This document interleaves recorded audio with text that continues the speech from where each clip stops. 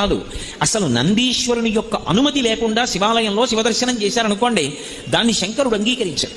ఎందుచేత అంటే శివదర్శనాన్ని ఇవ్వడానికి మొట్టమొదట ఎవరు అనుగ్రహించాలి అంటే నందీశ్వరుడు అనుగ్రహించాలి.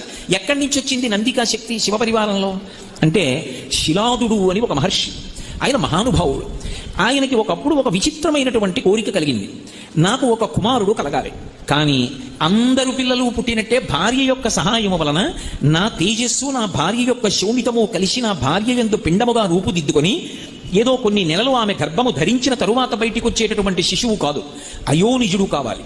స్త్రీ గర్భము నుండి బయటికి రానివాడయ్యి ఉండాలి, అయోనిజుడు కావాలి. 2, ఆ పిల్లవాడికి మరణం ఉండకూడదు, ఇక పిల్లవాడు శరీరం అన్నది విడిచిపెట్టకూడదు. 3, వాడు పరమశివుడితో సమానమైనటువంటి స్థాయిని పొంది ఉండాలి అనుగ్రహంలో.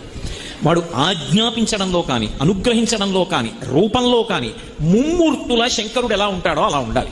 నాకు అటువంటి కొడుకు కావాలి.